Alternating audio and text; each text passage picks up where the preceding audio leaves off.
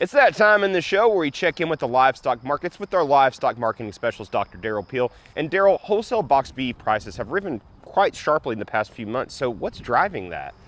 You know, since the 1st of April, we've seen a dramatic run up in prices, and you know, we expect to see prices increase in ahead of Memorial Day. So it's partly seasonal, but it's been very stronger than usual. And the other thing that's been going on since the 1st of April is we've seen a significant decrease in beef production that is a little bit of a surprise in the market. So what is driving that recent decrease in beef production?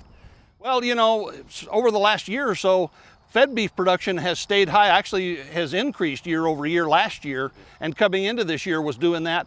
Non-fed beef, of course, cull cow slaughter has been down for a couple of years, but in the last last couple of months, we've seen fed beef production or fed beef slaughter go down. So steer and heifer slaughter have been lower. Could heifer retention play a role at all in that?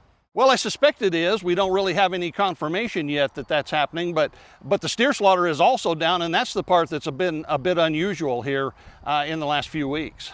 We're just a few weeks away from the first official start of summer, so what's your market outlook look like for the summer months?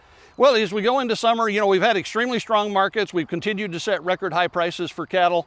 We may see that sort of flatten out a little bit. Seasonally, it wouldn't be surprising to see them pull back a little bit, box beef as well as, you know, fed cattle and some of the feeder cattle markets. I don't know that we'll see that this year because of the underlying trend in the market. I think we may see it, like I said, flatten out a little bit. It could pull back slightly with the seasonality, but the seasonality's been mostly overwhelmed by the underlying trend in the market. So I think we're going to continue to see very strong markets through the summer. And what about in regards to consumer prices as we're, you know, in the heavy grilling months? Yeah, I don't see any real relief for consumers in this, particularly if beef production continues to fall. That alone is going to continue to push prices higher. There'll be a limited supply of beef. That means some consumers aren't going to get as much beef, but it's not because the demand is not there. It's going to be rationing that supply, and that's going to keep prices high. All righty, thanks, Derrell. Dr. Derrell Peel, livestock marketing specialist here at Oklahoma State University.